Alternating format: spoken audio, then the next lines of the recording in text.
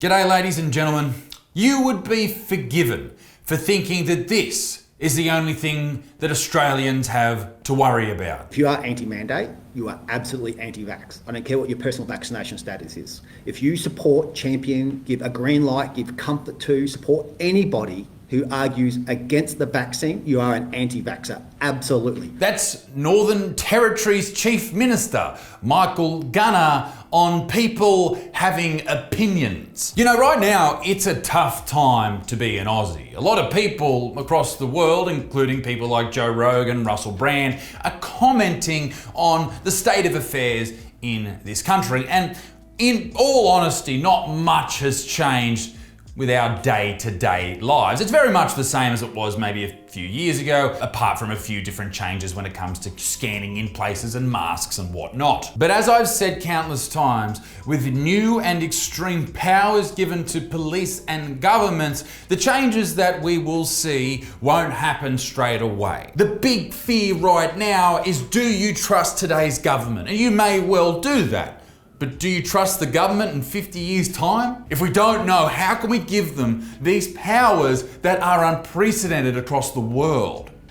Except for places like China. Laws made today are the ones that may be abused into the future. This is affecting everyone in Australia, even our Indigenous populations in remote parts of the country, untouched by a lot of parts of modern life, except for the current health issue, because apparently, and you may have seen these rumours online, some Indigenous people have been pulled from their homes and taken to quarantine camps. But once again, Michael Gunner, the Chief Minister of the Northern Territory, says that that's silly rubbish. In fact, he said tin-foil hat wearing idiots. Fucking hell, Mike. Now, with all of this happening, it's ruling the airways, ruling print media, TV and social media, you would be forgiven for not noticing things that happened in the background, like Ghislaine Maxwell's trial, but we won't talk about that. But what we will talk about in today's video, and this is genuinely what it's about, is the abuse of Australians' freedom of speech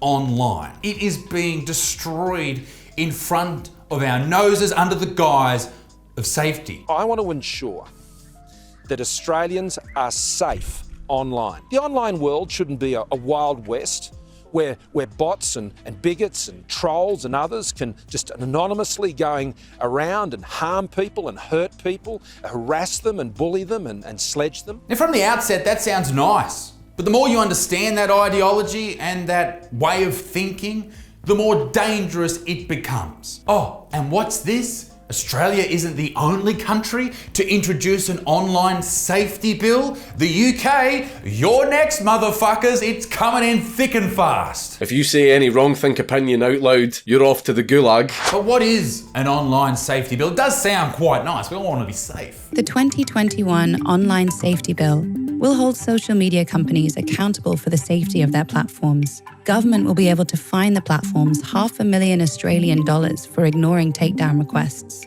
And trolls themselves will face fines of $111,000 Australian per post. Okay, so what does that mean? And what in the world is the definition of a troll? Well, according to what I assume the government used to get this definition, Wikipedia, it's internet slang. A troll is a person who posts inflammatory, insincere, digressive, extraneous, or off-topic messages in an online community. Okay, sure. But let's take one of those words.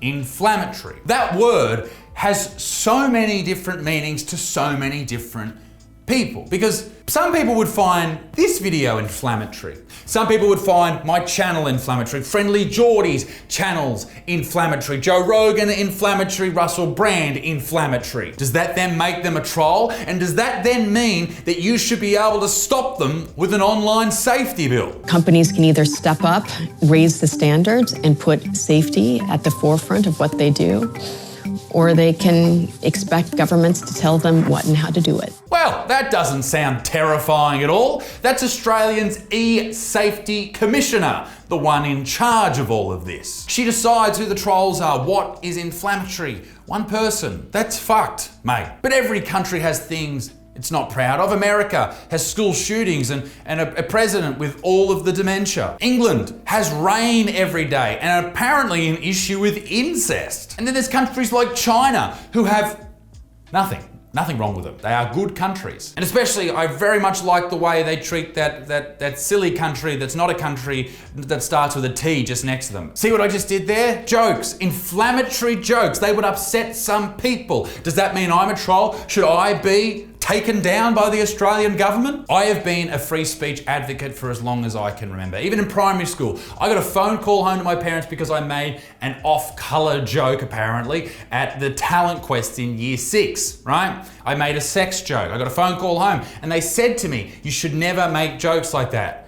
Instead of agreeing, I said, why? I should be able to make jokes about whatever I want. I guess it was inflammatory. This is all a developing issue in Australia and the UK and the world. And we won't know how to really handle it or what we should or shouldn't have done for another decade or more. But I fear that because at this point right now, when we've experienced so much control, there's never been a time where we have been more controlled about things we can and cannot do, who we can go and see, what family members are allowed in our house. These laws that have been passed will exist with us, I don't know, forevermore at this point. Like 9/11, the laws passed then are still with us now. The laws passed now will still be with us in another decade or more. And that is dangerous because when people are scared, they will accept anything because they want to find help. So they'll go, yep, sure, the government can do this, this, and this, and this. And then in 10 years' time, when the government utilizes these laws again, you go, well, what the fuck are you doing? Well, hey, it was passed and you were happy with it then. Why aren't you happy with it now? This attack stems from a government or people in charge who have got the taste for what it is to control speech. During the current sickness, you are not allowed to disagree with certain things. You're not allowed to agree with certain things. You have to have a certain way of thinking. If not, you'll be labeled a psycho, a crazy person, or whatever. Not having an opinion is controlled speech. That's not good. And our government and the world governments, not the world government, the world governments, they've got a bit of a taste for that now. And I feel right now, this is when they're going to pounce and throw in these laws or throw in these movements, these changes, when people are more open to listening to them or being dictated as how to think, what to say, and how to feel. I don't think that's good. You should be allowed to think however you want and say whatever you want. Now, I don't disagree with this e-safety bill.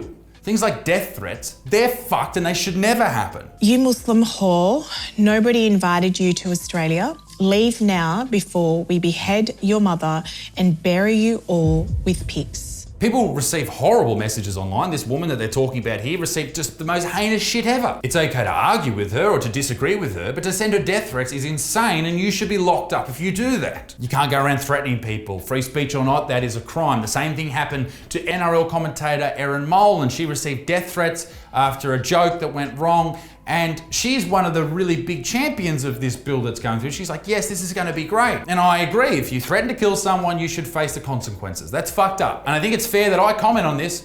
Who has more death threats than fucking poor old little me?